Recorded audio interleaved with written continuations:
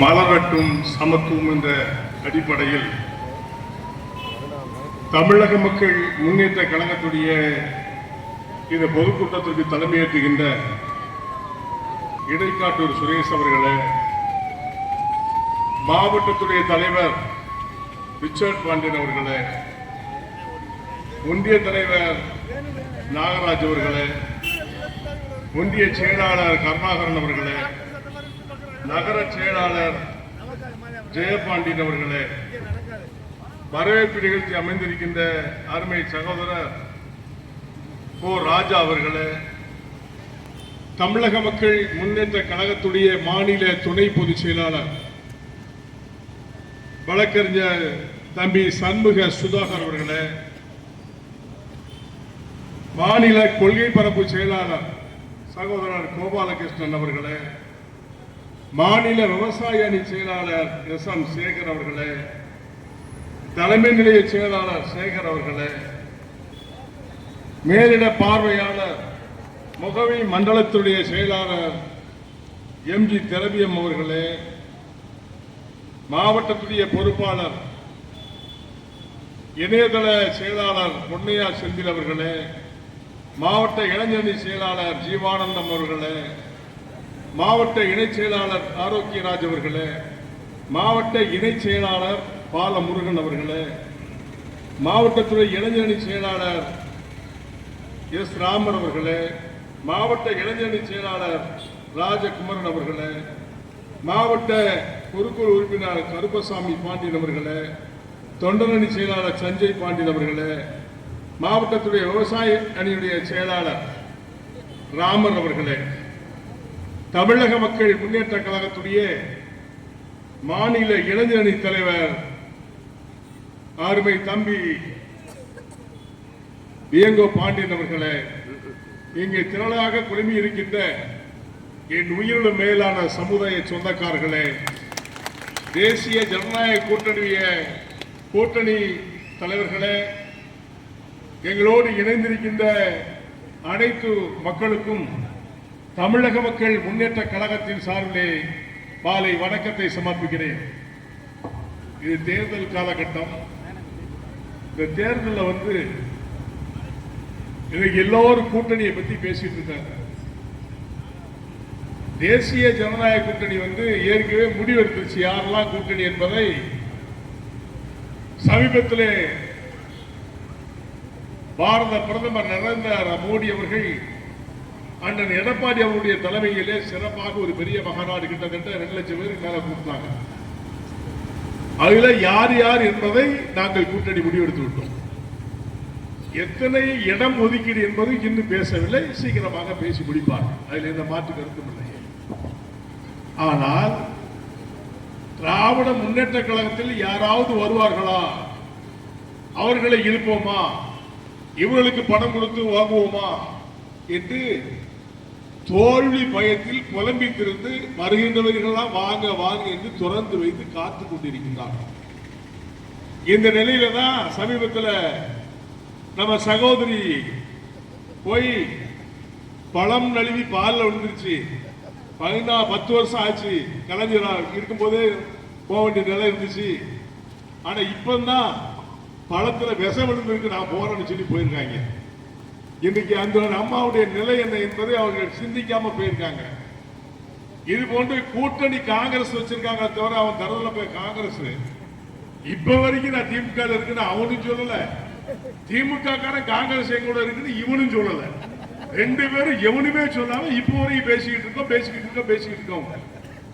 நிலையில்லாத ஆட்சி, நிலைமை சரியில்லாத நேரம். ஜனநாயக கூட்டணி நிச்சயமாக வெற்றி பெற போகிறது. நீங்க எல்லாம் தயாரா இருந்துங்க. நம்ம எல்லாம் ஒற்றுமையா இருந்து செயல்படணும். மானாமதுரையில் சகோதரர் பிரஸ்ல கூட என்ன கேட்டாங்க, நீங்க மானாமதுரையில் நிக்க போறீங்களா சொல்றாங்க.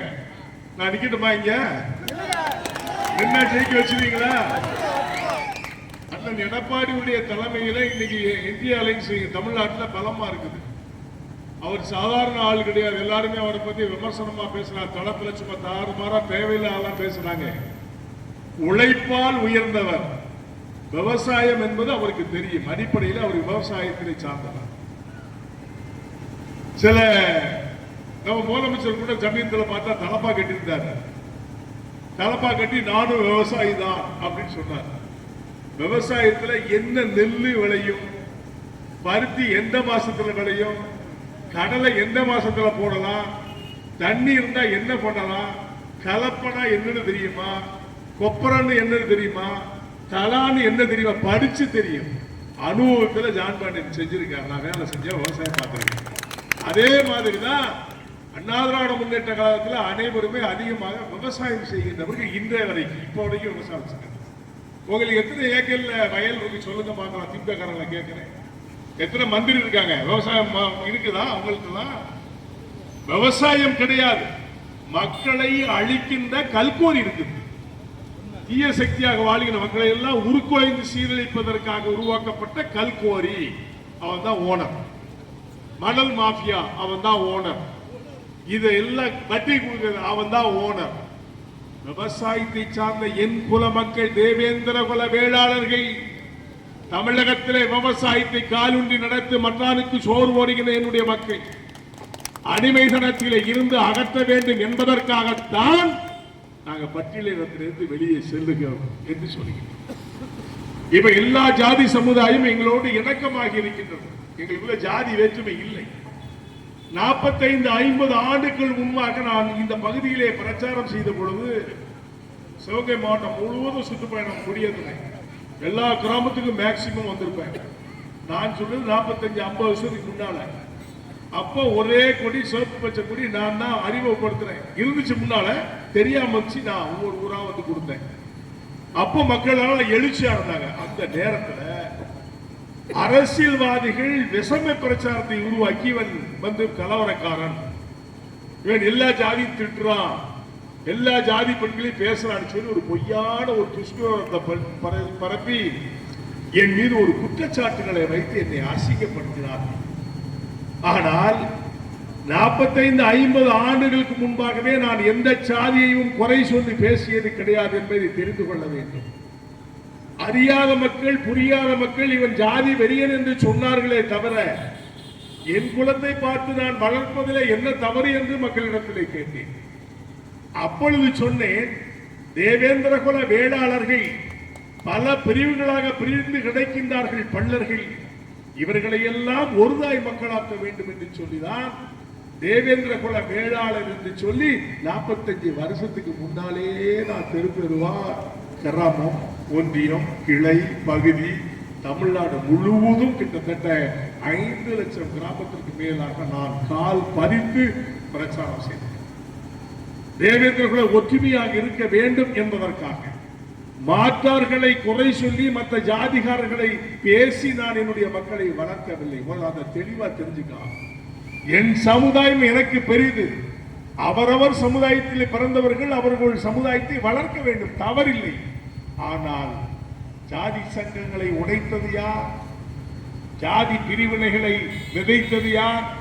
திராவிட முன்னேற்ற கழகத்துடைய கலைஞர் கருணாநிதி அல்லவா உடைத்தார், ஜாதியை பிரித்தார், ஒருவருக்குள் ஒருவர் சண்டை இழுத்து விட்டார், பல பிரிவுகளாகி கட்சி ஆரம்பிக்க வைத்தார், கூட்டணியை கொண்டு வாருங்கள் என்று ஒவ்வொருத்தையும் உடைத்தார். முதலாக உடைத்தது இஸ்லாம் சகோதரர்களை உடைத்தார் என்பதை நீங்க எண்ணி பார்க்க வேண்டும். அப்துல் சமது என்ற ஒரு பெரியவர் இருந்தார். அவர்தான் புரட்சித் தலைவர் எம்ஜிஆர் காலத்தில் ஆரம்பிக்கப்பட்டது. அப்பொழுது அப்துல் சமது ஆரம்பித்ததை உடைப்பதற்காக இப்பொழுது இருக்கின்றார் அவரை லத்தீப் அவர்களை கொண்டு வந்தார்கள். 2ஆக உடைத்தது. அதன் பிறகு நிறைய உருவாக்கிட்டாங்க. உருவாக்கி கிட்டத்தட்ட ஒரு 100 முஸ்லிம் சமுதாயங்களை உடைச்சு 5 பேர் ஏங்கிட்டவான்னு சொல்லி திராவிட முன்னேற்ற கழகம் சரி செய்தது. தேவேந்திர குல வேளாளர்கள் ஒரே ஒற்றை தலைவர் என்று சொன்னால் 45 ஆண்டுகளுக்கு முன்பாக கல்லிலையும் முள்ளிலையும் நெருப்பிலையும் நடக்க முடியாத நொண்டிகளாக இருந்த என்னுடைய மக்களை நடக்க வைத்து அழகு பார்த்து நாம் எல்லாம் தேவேந்திர குல வேளாளர்கள் மாற்றானுக்கு அடிபடிய கூடாது என்ற ஒரு புரட்சி பாதையை உருவாக்கி வளர்த்ததை வளர்த்து இடையிலே ஒரு இடைச்செருகள், அந்த செருகள் தான் சன் டிவி மூலமாக நம் சமுதாயத்தை உடைத்து சின்ன பின்னமாக்கி கொடியையும் அகற்றிவிட்டு இன்றைக்கு சமுதாயத்தை உடைத்தது யார்? திராவிட முன்னேற்ற கழக தலைவர் கலைஞர் அல்லவா? இந்த பெருமை அவருக்கு தானே செய்யும். செட்டியார் சமுதாயம் ஒரே சமுதாயமாக இருந்தது. அதை உடைத்து மூன்றாக உடைத்தார். அதிலே ஒருவர்களை எங்கிடம் வா, ஒருவரிடம் அதிமுக போ என்று பிரித்தெடுத்து அவர்களையும் உடைத்திருந்தார்கள். கொங்கு வேளாளர்கள் ஒரே பிரிவாக இருந்தது. சீர்குலைத்து சின்ன பின்னமாக்கி அதிலே ஒரு பகுதியை என்னிடம் நீங்க வாங்கன்னு சொல்லி அந்த சமுதாயத்தை உடைத்தார். இப்படி ஒவ்வொரு தேவர்கள் பல பிரிவுகளாக இல்லை, ஒரே தேவர் சமுதாயத்தை மட்டும்தான் இருந்தார்கள். அவர்களை உடைத்து பல பிரிவுகளை உடைத்து பிரித்தாற்றும் சூழ்ச்சியை கொண்டு ஒரு திராவிட முன்னேற்ற கழகத்துடைய தலைவர் அல்லவா. பார்வர்ட் பிளாக் ஒரே கட்சி அண்ணன் கதிரவன் அவர்கள் வைத்திருந்தார்கள். அவர்களை உடைத்து சந்தானத்தை கொண்டு வந்தார். சந்தானத்தை உடைத்து இன்றைக்கு பல பிரிவுகள். இப்படி கட்சிகளையும் ஜாதிகளும் பங்கு போட்டு நாடார்களுடைய சமுதாயத்தை உடைத்தார்கள், கோனார் சமுதாயத்தை உடைத்தார்கள். எல்லா ஜாதி சமுதாயத்தை உடைத்து ஜாதி வெறியை தூண்டியது யார்? திராவிட முன்னேற்ற கழகம் என்பதை மறந்துவிட முடியாது. அப்பேற்பட்டவர்கள் இன்றைக்கு சமத்துவத்தை பற்றி பேசுகின்றார்கள், மக்களை பற்றி சிந்திக்கின்றார்களா? இன்றைக்கு நடந்த என்ன? இன்னைக்கு நாட்டில் நடப்பு என்ன? இன்னைக்கு ஒரு மந்திரி மீது வழக்கு, ஹைகோர்ட் டைரக்ஷன் கொடுத்துட்டு அவரை பிடிச்சு உள்ள போடு, எஃப்ஐஆர் போட்டு சொல்லி, இந்த வீக்கு உங்க ஆட்சியில் யாராவது எஃப்ஐஆர் போட முடியல? ஹைகோர்ட் சொல்லிச்சு, நீதிமன்றம் சொன்னாலும் கேட்காதவர்கள் நீங்கள். கோடி கோடியாக கொள்ளையடிக்கின்ற பணத்தை இப்பொழுது விரயம் செய்ய காத்துக் கொண்டிருக்கிறார்கள். அதுதான் முதல் படி. 5000 ரூபாய் உங்களுக்கு கொடுத்தாங்க. கோடை காலத்துக்காக வேண்டி 2000 1000 ரூபாய் மகளிருக்கா? நான் கேட்கிறேன், இப்ப 4 வருஷமா கோடையே இல்லையா? குழுங்கலையா? நம்ம இருந்தோம் 4 வருஷமா குழுங்கலையா? அப்ப உனக்கு 2000 கொடுக்கலையே, ஏன் அந்த மக்களுக்கு கொடுத்துருக்க வேண்டியதானே? என்னமோ இவங்க உழைக்கிற காசை கொடுத்த மாதிரியும் கொள்ளையடிச்ச காசை கொடுக்க போற. அது இப்ப தேர்தல் நேரத்தில் 5000 கொடுத்தோட பாவம் நம்ம பொம்பளைங்க. 5000 ரூபாய் கொடுத்துட்டா, ஐயோ மகராச நல்லா இருக்கா, நாசமா போற பெண்களா? அவன் 5000 ரூபாய் அப்பா வீட்டுல இருந்து கொடுக்கல, அவன் பாக்கெட்ல இருந்து கொடுக்கல. ஒம்பனம் எம்பனம் அடிச்ச பணத்தை கொடுத்து விடுறான், அதை வச்சு நீங்க ஏமாறுறீங்க. தேர்தல் வரப்போகுது. இன்னைக்கு எல்லா மாவட்டத்திலையும் பணத்தை மட்டும் இறக்கி வச்சுட்டாங்க. எல்லாம் பெரிய பெரிய பணக்கார வீட்டுல பூரா பணம் ரெடியா இருக்கு. திமுக வீட்டுல தேர்தல் நேரத்தில் கடைசி 3 நாள் தான் அவங்களுக்கு பணம் கொடுக்க போறாங்க. 500, 1000, 2000, 3000, 5000 எவ்வளவு கொடுப்பாங்க. அவர்கள் வெற்றி பெறணும், அவ்வளவுதான் அவங்களுடைய எண்ணம். ஆனால் உன்னுடைய விலை மதிப்பற்ற ஒரு ஓட்டை அவர்களுக்கு அளித்து 5 வருடம் ஏதாவது உங்களுக்கு சாதனை செய்திருக்கின்றார்களா என்று சொன்னால் இல்லவே இல்லை. எங்கு பார்த்தாலும் கொள்ளை, எங்கு பார்த்தாலும் கற்பழிப்பு, எங்கு பார்த்தாலும் கொலை. இந்த மானாபாரத்தில் எத்தனை இடத்துல கஞ்சா இருக்கிறாயா? காவல்துறை உங்களுக்கு தெரியாதா? இது வரைக்கும் எனக்கு கைது பண்ணல. ஏன்னா வாரம் வாரம் மாமூல் எனக்கு அதிகாரி கூட காசை வாங்கிக்கிறேன். நான் கண்டுபிடிச்சிருந்தா எனக்கு கோடி மண்டலா கொடுக்க போறேன்னு கொடுக்க மாட்டேன்ல. இந்த கஞ்சா வியாபாரிகளை பிடிக்க முடியாத இயலாத காவல்துறையுடைய தலைவர் தான் மு க ஸ்டாலின் அவர்கள். உண்மையா இல்லையா? நான் இல்லைன்னு சொல்லுங்க. இப்ப நான் நடந்து போய் கஞ்சா எவன் விற்கிறான்னு கண்டுபிடிக்கிட்டா, உங்களுக்கு சட்டம் என்பது எதற்காக என்று சொன்னால் ஏழை எளிய பாமர மக்களை வளர்ப்பதற்காக, இந்த மக்களை சீர்குலைப்பதற்காக அல்ல. முதல் கையெழுத்து போடுவோம்னு சொல்லி நீங்க ஆட்சிக்கு வந்தீங்களே, மதுவிலக்கை முழுமையாக நீக்குவோம் என்று சொன்னீர்களே, அப்ப சொன்னோம்.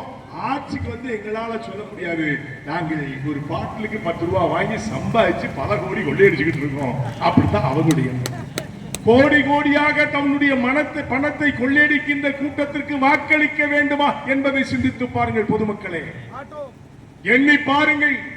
உங்களுடைய சட்டமன்ற உறுப்பினர் திராவிட முன்னேற்ற கழகத்துக்காரி ஏதாவது இந்த மக்களுக்கு ஏதாவது நல்லது செஞ்சிருக்கிறார் என்று சொன்னால் நீங்க சொல்லுங்க. இதுவரை சட்டமன்றத்திலேயாவது இந்த மக்களுக்கு தண்ணீர் வேண்டும், லைட் வேண்டும், சாலை வசதி வேண்டும், ஏழை எளிய மக்கள் வாழுகின்ற விவசாய கடன்களை தீர்க்க வேண்டும், பேங்க்ல இருக்கிற நகை கடனை தீர்க்க வேண்டும் என்று சொல்லி வாதிட்டு இருப்பாரா? வருவாங்க. இப்ப தேர்தல் வருவாங்க. சாப்பாத்த சகோதரர்களே, என் சகோதரிகளுடைய ரத்தமே, சொந்தமே, பாசமே, வாக்களிங்க. வீட்டுக்கு நான் 5000 ரூபாய் தரேன், 1000 ரூபாய் தரேன், ஓட்டை போட்டுருங்க, வீட்டிலே உட்காருங்க, வெளியில வரக்கூடாது. ஆட்சியில நாங்க உட்கார்ந்து கூட நாங்க அதை செய்வோம் இதை செய்வோம் சொல்லுவாங்க. ஆனா இதுவரைக்கும் செஞ்சது எனக்கு தெரிஞ்சு இல்ல. உங்களுக்கு ஏதாவது தெரிஞ்சா சொல்லுங்க, நாளைக்கு தெரிஞ்சுக்கு. இப்படித்தான் தமிழகம் முழுவதும் மக்களை ஏமாற்றி பிழைக்கின்ற கூட்டம். இந்த கூட்டத்தை அகற்ற வேண்டும் என்று சொன்னால் வாக்காளர் பெருங்குடி மக்களே, என் தேவேந்திர குல வேளாண் சமுதாயமே, பிற சமுதாயத்துடைய தலைவர்களே, வணிக பெருமக்களே, சிந்தித்து பாருங்கள். எந்தெந்த வாக்குறுதிகள் கொடுத்தார்கள், எதை நிறைவேற்றினார்கள்? அரசு அதிகாரிகளுடைய நிலை என்ன? இன்றைக்கு பரிதாப நிலை. அங்கங்கே போராடி கொண்டிருக்கின்றனர். துப்புரவு தொழிலாளர்களுடைய நிலை என்ன? போராடி அங்கே போராடி கொண்டே இருக்கின்றார். நிறைய பேர் செத்து போயிட்டாங்க. செவி சாய்க்கவில்லையா? இந்த 5000 ரூபாய்க்கு உங்களுக்கு செவி சாய்த்ததா? இறந்த போனவனுக்கு எங்கே விடுதலை? உழைக்கின்ற சமுதாய மக்களுக்கு எங்கே விடுதலை? உழைக்கின்ற சமுதாயத்திற்கு எங்கே ஊதியம்? அரசு ஊழியருக்கு நீங்க செய்த பணி என்ன? எல்லாம் வரிஞ்சு கட்டி போட்டீங்கல்ல. திமுக வரணும், எடப்பாடியை நாங்கள் அகற்றோம் சொல்லி அரசு ஊழியர்கள்லாம் கொக்கரிச்சீங்கள.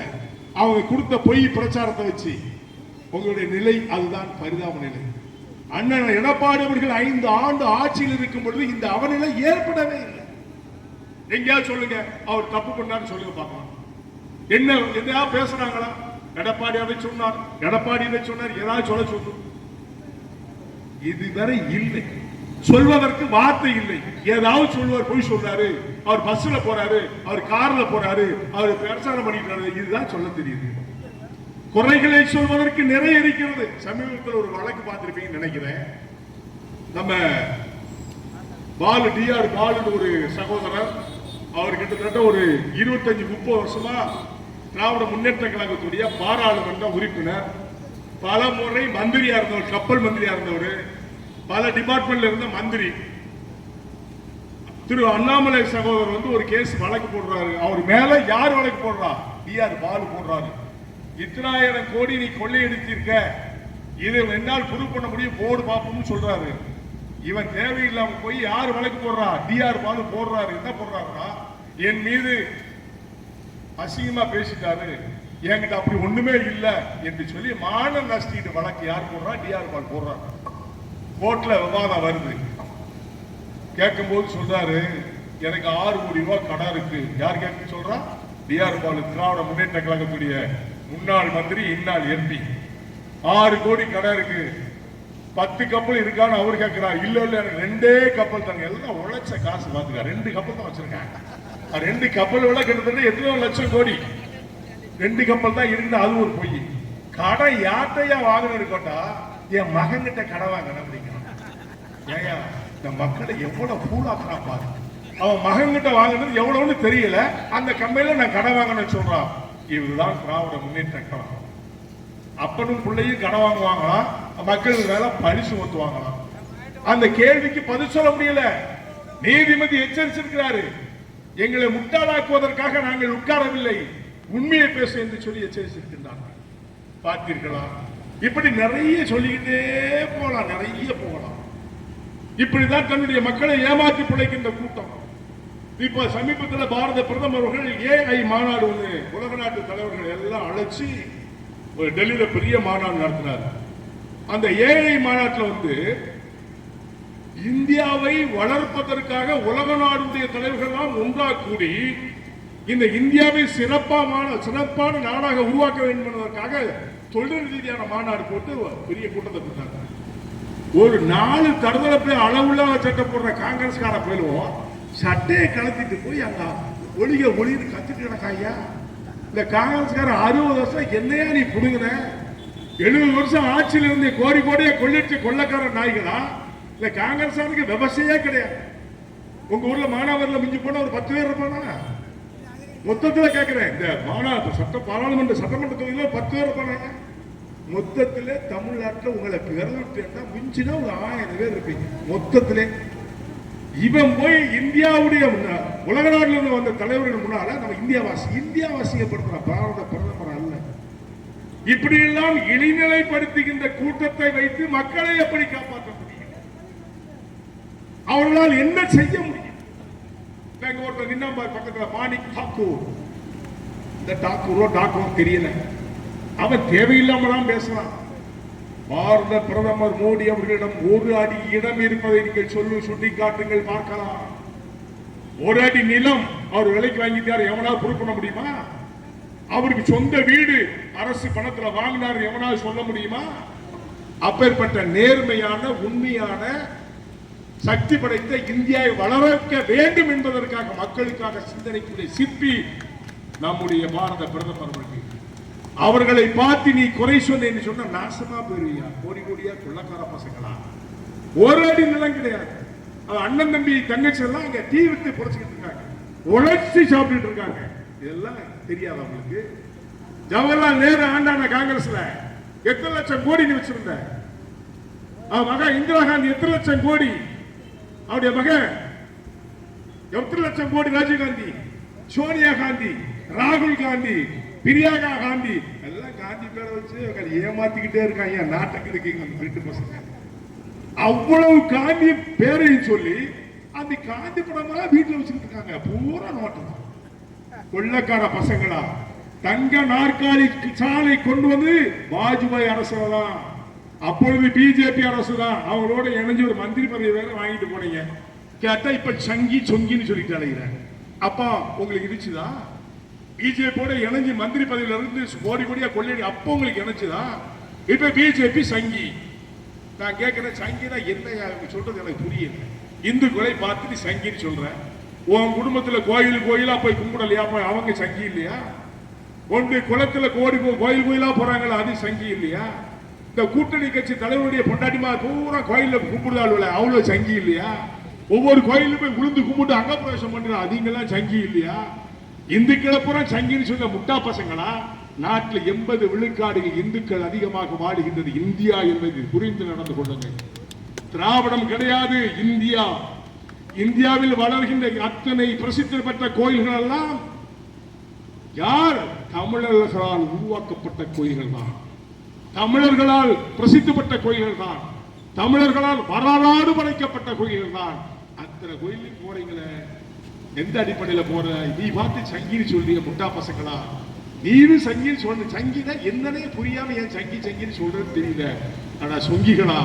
நாங்கள் இந்திய நாட்டில் பிறந்த, இந்திய தேசத்திலே பிறந்த இந்துக்கள் எங்களது வாக்குகளிலே தான் பஞ்சநமத்திலே படுத்துறங்கி கொண்டிருக்கின்றாய். எங்களுடைய மக்கள் வாக்களித்த வாக்குகளிலே தான் நீங்கள் உறங்கி தூங்கி கொண்டு கோடி கோடியாக கொள்ளையடித்துக் கொண்டிருக்கின்றீர்கள்.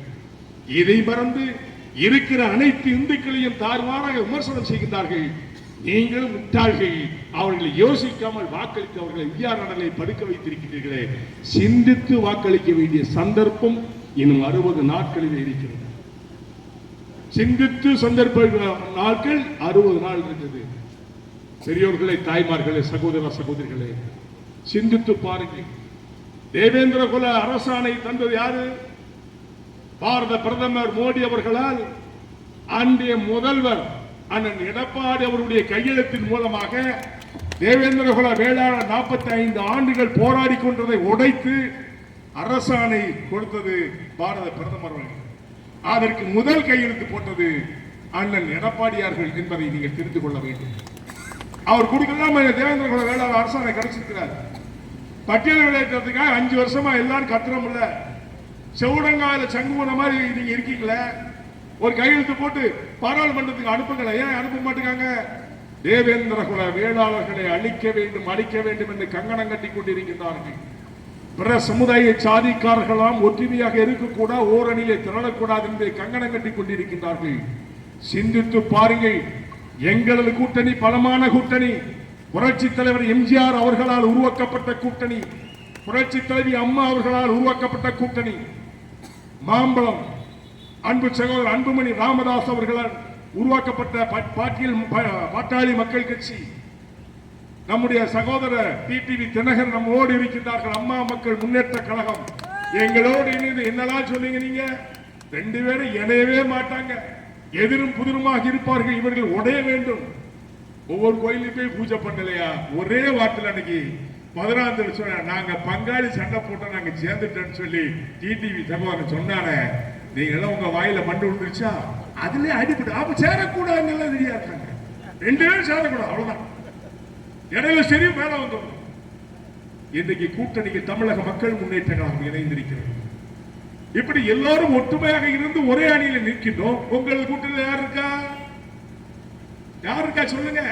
சங்கிகளை உடைக்கின்ற தொல் திருமாவளவன் தம்பி வளரட்டும், வேண்டான்னு சொல்ல. நல்லா இரு, வேண்டான்னு சொல்ல. ஏதோ 5 பத்த கொடுக்குறான் வாங்கிக்க, வேண்டான்னு சொல்லல. இந்துக்களை துவசமாக பேசுவதை நிறுத்திக் கொள்ள வேண்டும். சங்கிகள் என்று சொல்வதை நிறுத்திக் கொள்ள வேண்டும். உன் சகோதரி சகோதரனும் சங்கிகளாக இருக்கின்றார், அதை எண்ணி பார்த்து பேச வேண்டும். கூட்டணியில் ஜால்ரா தட்ட வேண்டும் என்பதற்காக, திராவிட முன்னேற்ற கழகத்தை குளிர்விப்பது என்பதற்காக மக்களை வசைபாடக்கூடாது. நிறுத்திக்கொள், வளரும், வளர வேண்டும். இதுதான் என்னுடைய ஆசை. இந்த கம்யூனிஸ்டுக்கார போய் இருக்கான் பாரு, ஊருக்கு ஒருத்தம் கூட இருக்க மாட்டான், மாணவர்ல ஆளே கிடையாது. அவன் இந்துக்களே வேண்டாம், நாங்க கம்யூனிஸ்ட், ஏன்னா பெட்டியை மட்டும் கொடுங்க, நாங்க பார்த்த வீட்டு வாங்கிட்டு போறோம். அவன் சொல்றான் கம்யூனிஸ்ட் தொழிலாளர்கள் பாட்டாளிகள் சொந்தமா. கீழே பெண்ணில 47 பேரை கொண்டாங்க சண்டாளைங்க, நீ திருப்பி செஞ்சிருக்க வேண்டாம். அவன் யாரு? கம்யூனிஸ்ட்காரன். தொழிலாளர்கள் தொழிலாளர் கொலை கொடுக்க நீ அன்னைக்கே போர்க்கொள் கொடுத்து போனா, அவர்களை விடுதலை செய்தது யாரு? திராவிட முன்னேற்ற கழகம். நான் வச்சுக்கேன். செத்தோம்புரா யாரு? 47 பேர் தேவேந்திர கொலை வேளாளர்கள். ஒருத்தரை அழித்து ஒருத்தரை வாழ வைப்பதுதான் அவருடைய பண்பாடாக இருந்து கொண்டிருக்கின்றது. அதை அடித்து நொறுக்க வேண்டும் என்று சொன்னால் இந்த வருடம் நடக்கப் போகின்ற சட்டமன்றத்திலே நாம் ஜெயிக்க வேண்டும். தேசிய ஜனநாயக கூட்டணி வெல்ல வேண்டும்.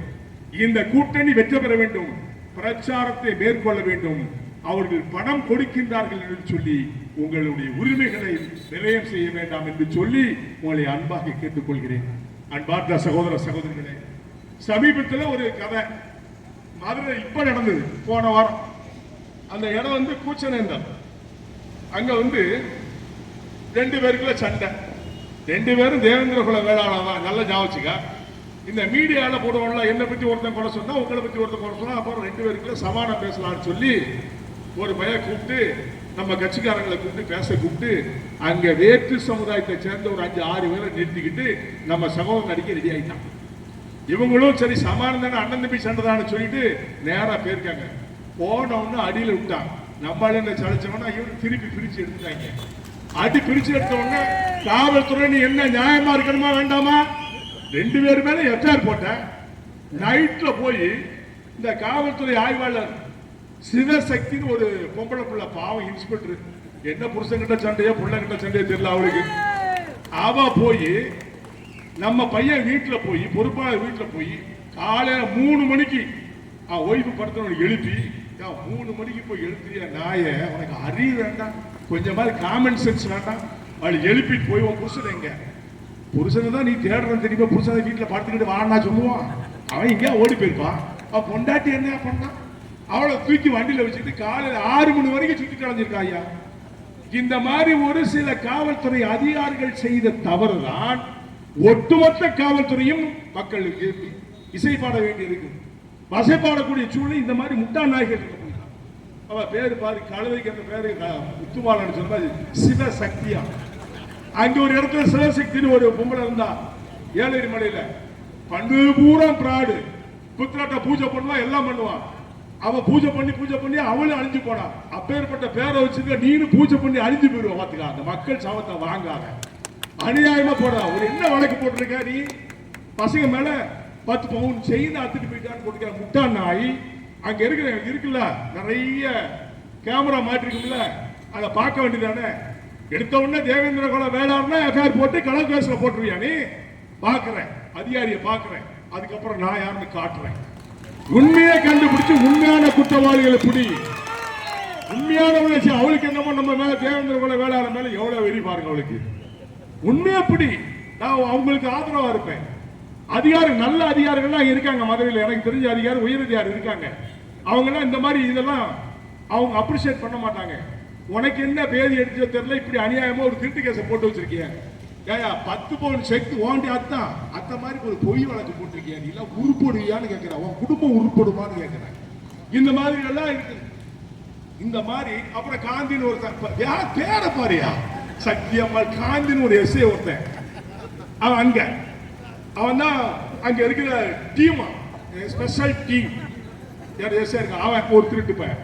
ஏயா உங்களுக்கு எல்லாம் வேற எத்தனை திருப்பு சஸ்பெண்ட் ஆனாலும் எத்தனை அதிகாரி உள்ள லைஃப்ல கிடக்கா தெரியுமா? வெளியிலே வர முடியாம எத்தனை அதிகாரி உள்ள கிடக்கா தெரியுமா? உனக்கு அறிவிங்கதே கிடையாதா? படிச்சதுக்கு சட்டத்து பிரகாரம் வேலை செய்யும். வீணா மக்களை குழப்பாத. நீ உண்மையா போட்டிருக்க காக்கி சட்டைக்கு வேலை செஞ்சு மக்களுக்கு நன்மை செய். 2 பேரும் சண்டை போட்டா சமாதானம் பண்ணப்பாரு. 2 பேருக்கும் வழக்க போட்டு 2 பேரும் சீல் அடிச்சு நீனு சீலடியான இதெல்லாம் தவறுன்னு சொல்றேன். இந்த மாதிரி ஒரு சில அதிகாரிகள், காவல்துறை அதிகாரிகளால் தான் காவல்துறைக்கே கெட்ட பெயர் உண்டாகி கொண்டிருக்கின்றது. நல்ல அதிகாரியுடைய பெயரில் கெடுக்கக்கூடிய இந்த அதிகாரிகள்லாம் நீங்க கொஞ்சம் யோசித்து பாருங்க. இருக்கிற உலகத்துல வந்தா யோசித்து பாருங்க.